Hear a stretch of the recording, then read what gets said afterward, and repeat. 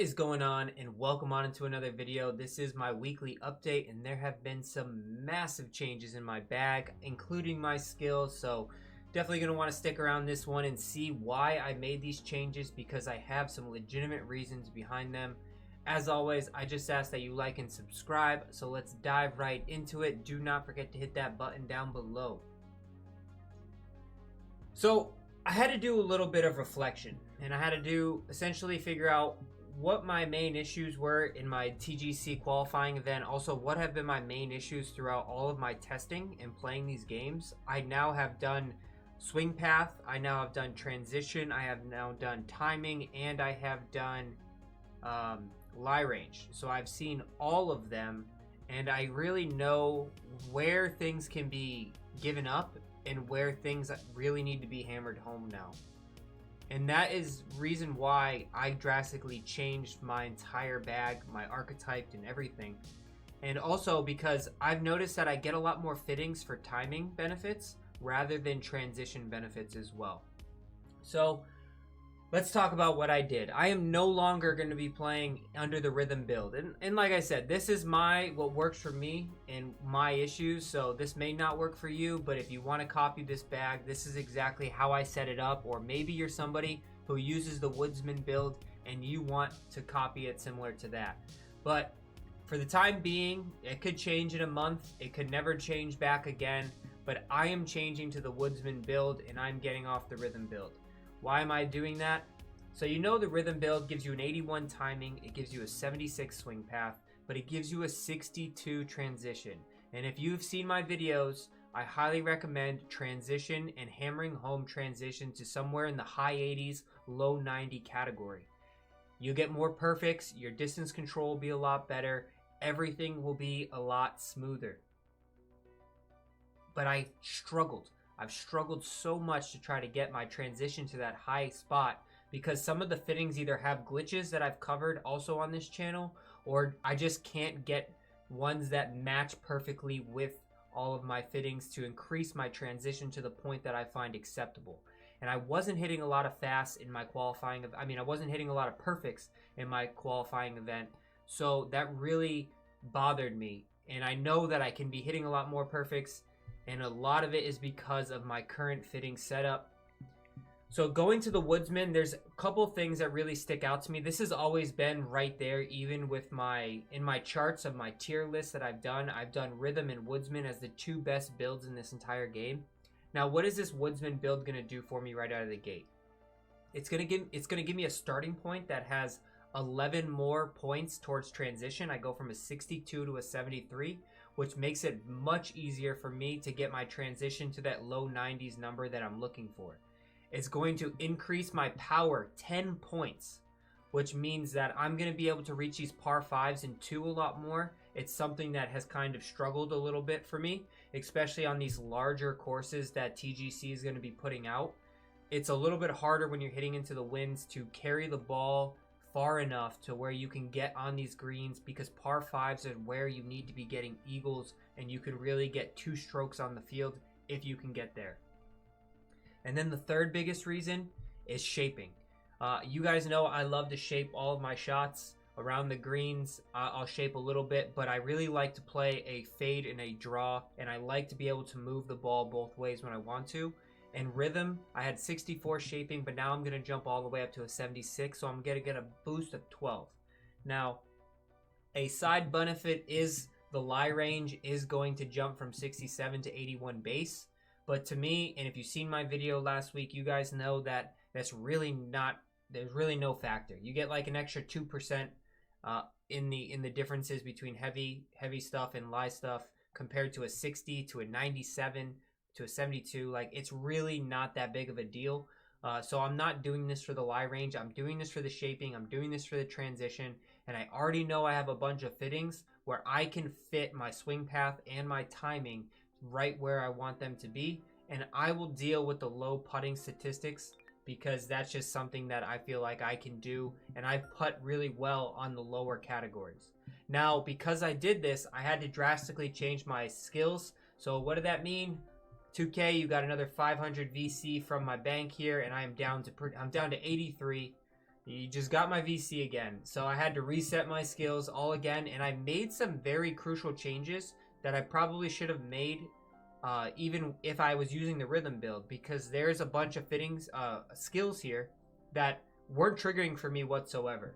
So the first big one that I swapped in here, instead of having it on wedge splash shots here, I mean, how many times am I honestly in the bunker? This wasn't really activating for me because I wasn't hitting into the bunkers very frequently, and you have to get poor swing timing twice before it starts to kick in. And if you don't hit 2 bunkers in the entire round, then you're essentially wasting a badge. So what I did is I went all the way up to the Trailblazer one, missed 2 fairways in regulation. A lot of the courses that I'm going to be playing and have been playing are quite difficult, small fairways, either runoff fairways, and the probability of you missing 2 fairways, I felt, is a lot more likely than me getting into 2 bunkers. So that's why I maxed this one out, so that way I can get a swing path boost on my driver, because that's one of the most important clubs you're going to have in this game. And then I just got 1 in the green here.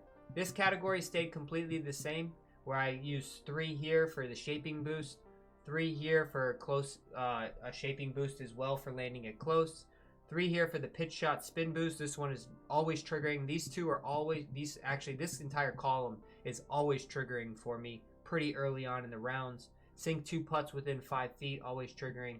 Now, I go heavy on the putter, and I just talked about it. I have low statistics on the putter, and my fitting's only going to get so high. So I do heavily front all of these fittings, or skills, I keep saying fittings, all of these skills to the putter, simply because I want those boosts and try to get me a little bit better statistics there where I am very low. So I go 3 here with the Pathfinder on the putt weight. I go 3 here with, again, on the putt weight, because that characteristic is very low. And then here I am on my chip shot timing, and that is maxed out to a level 3.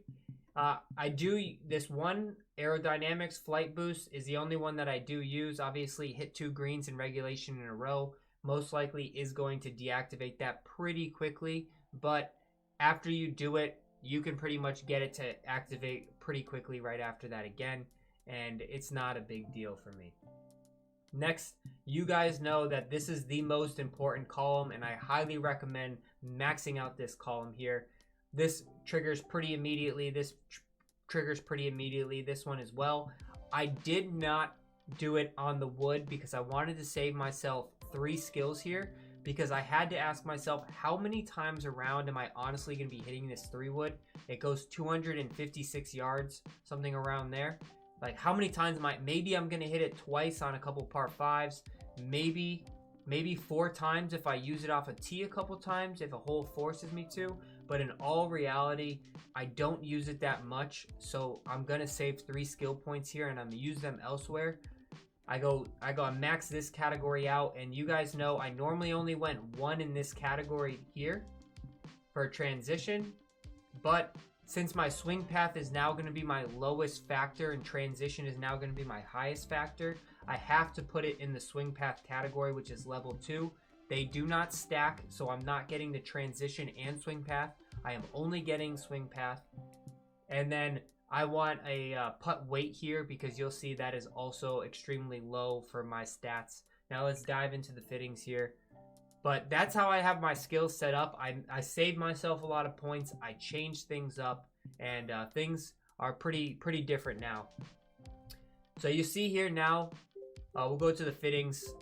Driver, and I'm in collection mode. Just remember, I'm in collection mode, and a lot of this stuff is built because I like to shape the ball. Shaping is important to me. Transition is important to me. You'll see a lot of things that I can exchange soon, but I want to see how many I can collect first, so that way I can build the perfect set before I start exchanging things, because I'm still trying to find hidden gems. But just look here, all of these were earned. All of these were either earned through challenges or earned through upgrades of lower tiers. And I have 1, 2, 3 timing, 3 transition. I did not put in for any of these. I did not exchange golds or reds and purples to get timing and transition. These are the ones that I'm literally getting. So I know that, and that's a big reason in why I switched is because I can get my timing up. Now, I don't really need transition with the driver, but this setup right now gives me a 293-yard driver, which means like I'm hitting it over 325 pretty consistently, and then I get that power boost as well. And I've had drives over 360, so that completely changes par fives a lot of the times, and it helps out. I did notice a lot of the times, and now this one is a little bit different, but a lot of the times the power ones are directly tied to transition. So you get power and transition, and a lot of the times the swing path ones, you get swing path and timing. So that is something that I've noticed a lot, and it's something that I'm also considering. But even look at this category as well. I've not put in, and I've gotten 1 transition, I got 2 transition, I got 1 timing here, 2 swing path. Like, I'm not putting in for a lot of these, but you're gonna see that I have already been getting timing ones and timing ones and timing ones, and that's why another real reason why I'm making this change. But I'll quickly go through this. I got a plus 12 timing on the driver head, a plus 12 power on the shaft, just in case you want to like trade yours in and actually match what my bag currently is because you like this. And like I said, I don't need a transition this high. I'd actually like the timing to be a little bit higher, maybe the swing path a little bit higher. The sweet spot for me, 90 in the transition, somewhere between 88 92. Swing path 75 77 is a perfect spot for me. Timing I'd really like in the 85 area, 85 to 88. Power somewhere around 78 to 82 is more than enough, except with the driver. Obviously we want that to be as far as possible. So I have that's my driver setup. My wood setup right now, I have a plus 10 power on the shaft, I have a plus 10 transition on the head, and a purple, because purples are very good because instances like this where they have no negative effects to them. I have a plus 10 right here on the grip. Hybrid, I don't equip a hybrid. So irons here, I have a grip, plus 8 timing, and I'm still collecting them, changing them frequently when I have enough VC. Plus 10 power on the head, and I go plus 9 timing on the shaft. Now wedges here, I have on the head I have a plus 8 transition, on the shaft I have a plus 8 timing, and on the grip I have a plus 7 timing. And that gives me a really sweet spot, like 88 transition, 83 timing, 78 power, 73 swing path. I'm like right on the cusp of exactly what I want. And that's my wedges right now are probably the strength of my entire bag setup. I would like everything to be bumped up just 2 more, but I think I'm gonna, but look at the difference. So like these ones have no negative effects, and that's why I can get it right where I want it to be. So that's very important compared to something like this where it puts a lot of hurt in your categories. And you're going to notice, obviously, I have a really good lie range and all of that stuff, but if you see my video, go check it out. Like, it really doesn't play an effect. Now, putting is the one area where I am struggling, obviously. Putt path, 85. Putt weight is 59. So, if you know, I highly prioritize putt path over putt weight. And that's simply because putt weight, I've putt distance-wise, I putt really well with 59. I putt really well with 85. I've really seen no difference in putt weight. That's purely up to me being able to just hit perfects and how I set up my putter. Plus, I have all of those skills set up to increase my putt weight, so I'm getting those boosts. So this is my bag setup for the time being, and for the future going, I don't expect to change it at least for a month. I'm going to ride this out. The scores have been very productive. And yeah, this Thursday, I'm actually going to show you guys what the difference is in the category 7 between a passive transition and a passive swing path. I'll catch you later.